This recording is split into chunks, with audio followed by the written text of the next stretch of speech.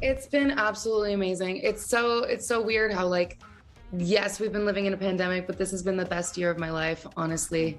And yeah, I mean, having a song go viral in in this time is absolutely insane. And the fact that the whole EP is all very like introspective and kind of like checking in on myself and checking in on my friends. And I think that it's definitely I wouldn't have written this if there wasn't the pandemic. So I think that it's weird. I have to like thank it in a way of being like, yes, it let me be completely by myself and ask all of like the tough questions and really check in and get to know myself on a deeper level. And so yeah, then I wrote some songs about it. Here you are.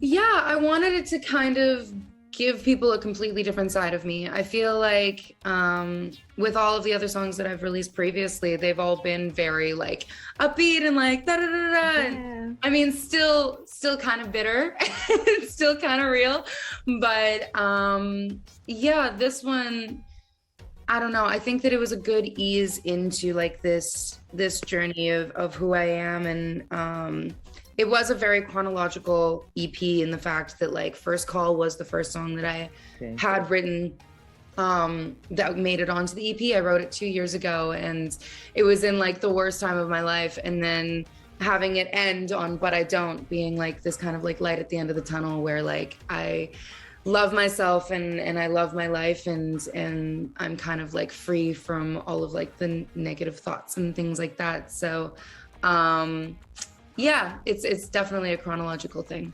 I mean, I'm Not Pretty was, it was a wild time. The fact that like it went viral with a 15-second TikTok video. And yeah, I mean, it just started blowing up and like that song wasn't finished. Like all of the other songs beforehand were all finished and like I was fine if those ones blew up.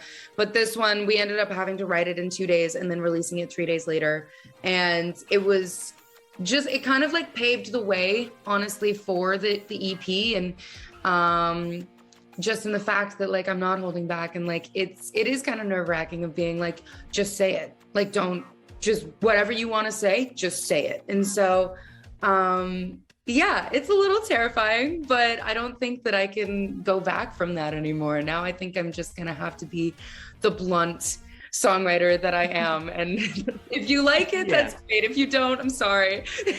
Yeah, it's definitely something that needs to be talked about. And like pop music, you don't usually hear about like eating disorders and things like that. So yeah, it was a very important thing to speak about. And I was scared, honestly, when I was recording it, being like, can I say this? Is this too much? But very, very proud that it's not too much and that it has touched so many people. And like the fact that like postpartum mothers and like teenage boys started reaching out about their eating disorders and things like that. And like just making me think that this is such a bigger issue than just like what you would associate eating disorders with, of like